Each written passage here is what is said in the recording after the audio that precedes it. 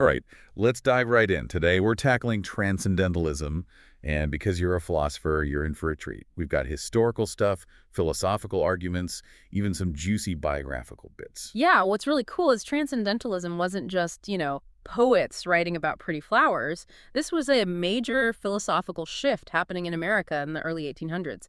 These guys, they were dealing with huge questions about truth, intuition, how we even experience the world. Heavy stuff. It seems like it all started with Unitarianism, right? Oh, At least that's what our sources point to as kind of the jumping off point. Unitarianism was like the liberal religious scene back then. It was a pushback against that strict Calvinism that had been so dominant in early America. So Unitarians, they emphasized reason, human potential, and they believed in one God, not the Trinity. A big departure for the time. And they tried to blend like Locke's empiricism with Christianity. So they were trying to find some middle ground between faith and reason, much like a lot of philosophers have tried to do over the centuries. Exactly. But this blending, this compromise, that's what the Transcendentalists really pushed back against. They wanted a whole new path, not just some middle ground. And that path, surprisingly, seems to be influenced by David Hume. The sources talk about Emerson being fascinated with Hume's skepticism, even testing those arguments out on his very religious aunt. Why is this significant for a philosopher like our listener? Now, this is where it gets really interesting for a philosopher like you. Hume, right? He argued that we can never truly know cause and effect. We just see things happen over and over and assume a connection. Emerson, he found this deeply unsettling, especially when it came to religious belief. It made him wonder, like, if we can't even be certain the sun's going to rise tomorrow, how can we be certain about anything beyond our immediate experience? So Hume's radical doubt, is that what planted the seed for transcendentalism? You could say that, yeah. Hume's skepticism, combined with a growing trend of biblical criticism at the time, it pushed them to search for a different basis for knowledge and belief. They turned to individual intuition, direct experience, a radical move away from blind faith, A&D, just relying on empirical observation. And then, to make things even more complex, you have German idealism entering the American intellectual scene. The sources mention figures like Frederick Henry Hedge and James Marsh bringing these ideas over from Europe. Oh, absolutely. Hedge was key in starting the Transcendental Club. Think of it like a 19th century philosophy club where all these radical ideas were being debated and refined. So what was it about figures like Kant that so resonated with these transcendentalists? Kant's work is super complex, even for a seasoned philosopher. Yeah, Kant's transcendental idealism is definitely dense, but it offered a framework that really clicked with where the transcendentalists were already headed. He argued that the mind isn't just passively taking in information, it's actively shaping our experience through these inherent categories of understanding.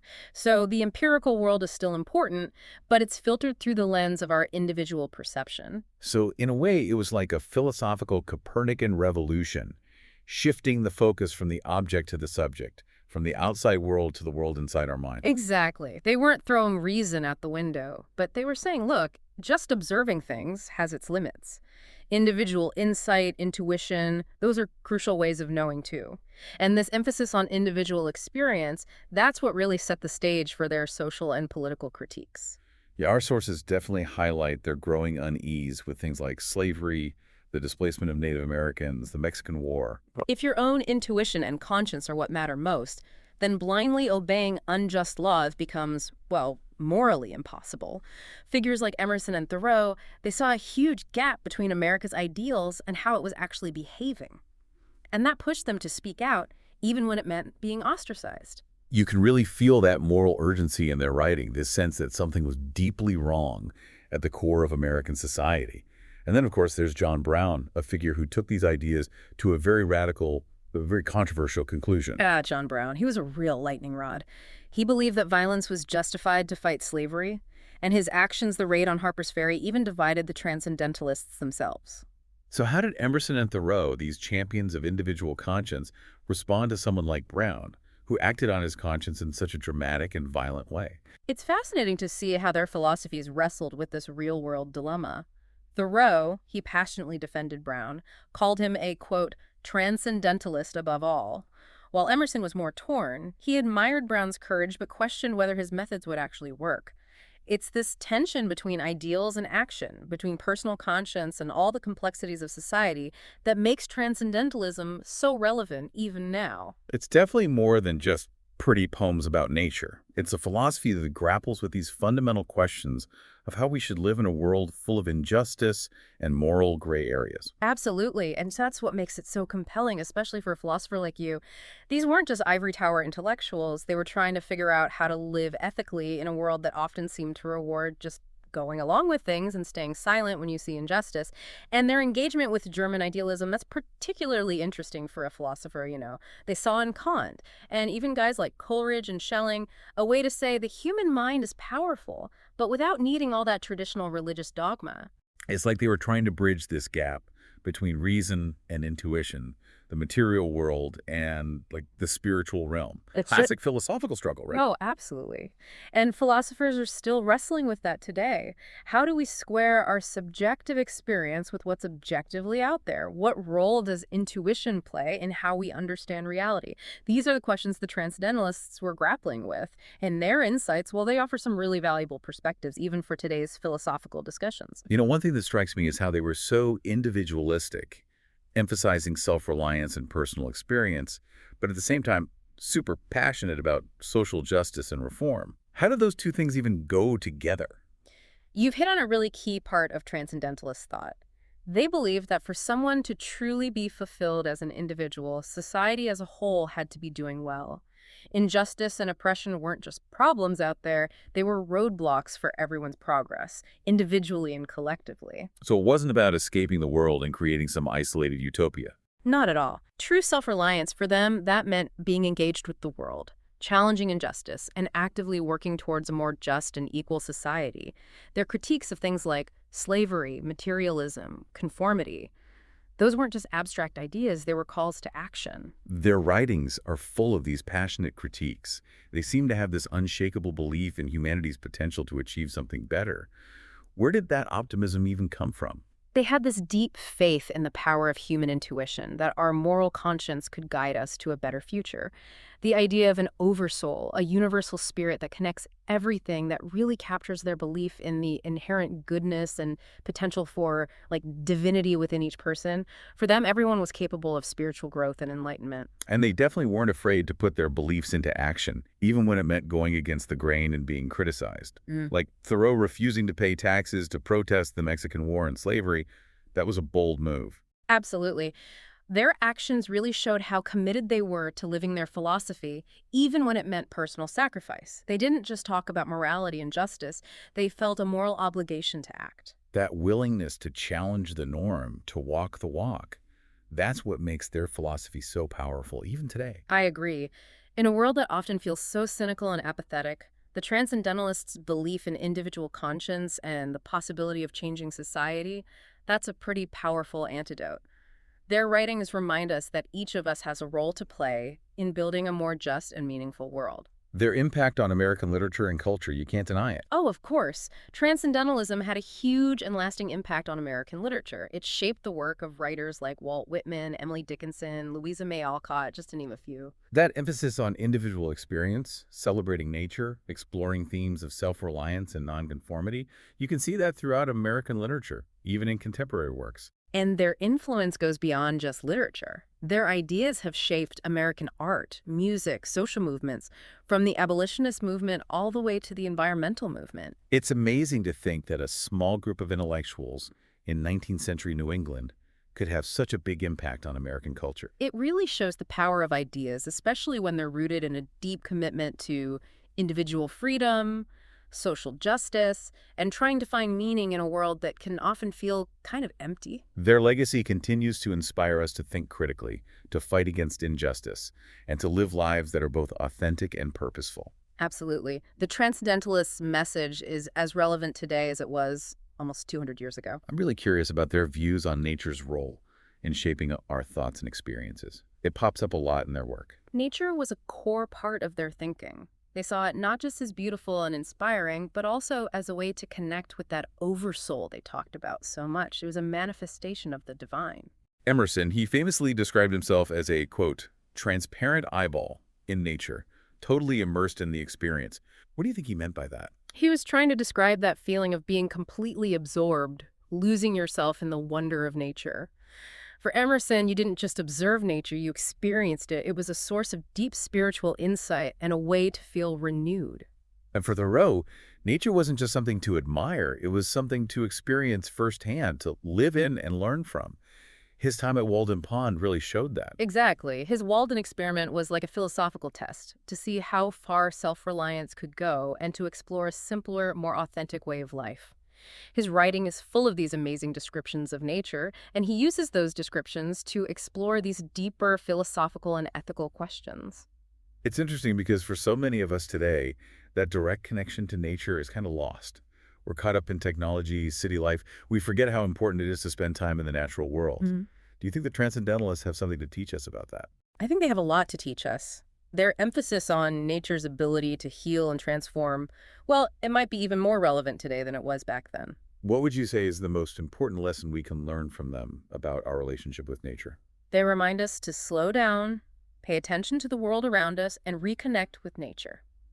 They understood that to truly be well, we need a harmonious relationship between ourselves and the natural world. We've talked about their philosophy, their activism, their love for nature. But what about their impact on religion? They weren't shy about criticizing traditional religious institutions. Yeah, that's another fascinating aspect of Transcendentalism. They challenge the usual doctrines and institutions, pushing for a more personal and experiential approach to spirituality. They weren't atheists, but they rejected the rigid dogma and hierarchies of organized religion. So they wanted a more individualistic, intuitive approach to spirituality. Exactly.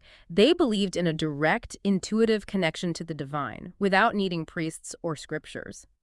They often use the term oversoul to describe this universal spirit that was present in everything.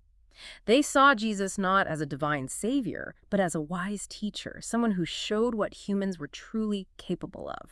This idea of a universal spirituality that anyone can access, regardless of what religion they belong to, that was pretty radical for the time. Totally. It challenged the religious norms and paved the way for new kinds of spiritual expression, and their emphasis on personal experience and intuition that had a huge influence on later religious movements, like Unitarian Universalism and New Thought. So their legacy goes beyond just philosophy and literature. Absolutely. Their ideas have influenced how we think about spirituality, about the individual's role in society, about our relationship with nature. We've covered a lot here. For our listener, a fellow philosopher, what would you say are the key takeaways about Transcendentalism? Well, Transcendentalism was a complex movement, touching on a whole range of topics: philosophical, religious, social, political. It was a reaction to the intellectual and cultural shifts happening in the early 19th century, and it offered a unique and lasting vision for creating a more just and meaningful world. So to sum up, they were deeply individualistic, yet super engaged with society. They were critical of traditional institutions, but optimistic about what humans could achieve. They embraced reason, but also valued intuition. And they believed in a spiritual reality that went beyond just the material world. Exactly. They were complex thinkers, wrestling with some of the biggest questions about what it means to be human. And their ideas, they continue to challenge and inspire us today. This has been a really stimulating conversation. I feel like I understand the complexities and nuances of transcendentalist thought much better now. I'm glad to hear that. It's a fascinating subject that deserves a lot of thought and study. And I think it's especially relevant for philosophers today, because we're dealing with many of the same questions about the nature of reality, the role of intuition, and the relationship between individuals and society. Absolutely. The Transcendentalists offer a really rich and nuanced perspective on these big philosophical questions that never really go away. You know, one thing that sticks with me is their emphasis on living a deliberate and authentic life. Yeah, that's a central theme in their work. They believed everyone had a unique purpose to fulfill, and that living in line with that purpose was essential to a meaningful life. They encouraged us to question societal norms, trust our gut feelings, and find our own path, even if it's different from what everyone else is doing. Exactly. They reminded us that real fulfillment doesn't come from fitting in with everyone else's expectations, but from listening to your own inner compass. And that's a message that's timeless. It applies to everyone. I completely agree. It goes beyond 19th century America and speaks to something fundamental about being human. What are your thoughts on their views on education? I know they had strong opinions about how education should work and what its goals should be. Their ideas about education were actually pretty progressive for their time. They thought education should be more than just memorizing facts. They saw it as a process of self-discovery and personal growth, something that should encourage critical thinking, creativity, and a love of learning. It sounds like they were pushing for a more holistic approach to education, something that nurtures the whole person, not just their intellect. That's a great way to put it. They also emphasize learning from experience and from nature, not just from books. They thought of nature as this vast classroom full of lessons about life, beauty, and how everything is connected. And they believed that real education should prepare people to be active citizens, able to make society better. Yeah, they saw education as a tool for social progress, a way to build a more just and equal world. I think their views on education are still relevant today, hmm especially now when education is often seen as just a way to get a good job. I agree. The Transcendentalists remind us that education should be about more than just getting a job. It should be about developing the whole person, encouraging a love of learning, and preparing people to be thoughtful, compassionate, and engaged citizens. So we've explored their philosophy, their social and political views, their love of nature, their impact on religion, and their ideas about education. Do you think we've captured the essence of Transcendentalism? I think we've only just dipped our toes into this rich and complex intellectual tradition, but we have touched on some of the main themes, thinkers, and the historical context that shaped the movement. And hopefully we've piqued our listeners' curiosity to explore the writings of Emerson, Thoreau, Fuller, and the other Transcendentalists. Yes, there's nothing like reading their work directly to really appreciate how profound and beautiful their ideas were. I have one last question before we wrap up this part of our deep dive. Considering how much Transcendentalism influenced American thought, what would you say is its most lasting legacy? That's a great question. I think their most enduring legacy is the unwavering belief in the power of the individual to shape their own destiny, but also the course of history. The Transcendentalists reminded us that we're not just passive observers, but active participants. We can make choices that matter, and we can help build a more just and meaningful future. That's a powerful message, and one that's just as relevant today as it was back then. Absolutely. And it's something we all need to hear, especially in a world that can feel overwhelming, like things are beyond our control. Well said. We'll be right back after a short break to continue our exploration of Transcendentalism. Okay, we're back and ready to wrap up our deep dive into Transcendentalism. It's been a fascinating journey so far, really exploring the depths of this movement. It has. And it's always great to explore these rich philosophical ideas, especially with a fellow philosopher like yourself. As we start to wind down, I want to leave our listeners with a thought-provoking question. Thinking about the Transcendentalists' emphasis on individual intuition and conscience, how could those ideas be applied to the ethical and political debates we're having today? That's a great question, and one that really gets to the heart of why Transcendentalism is still relevant. These thinkers, they were so engaged in the social and political issues of their time, always pushing for a better world.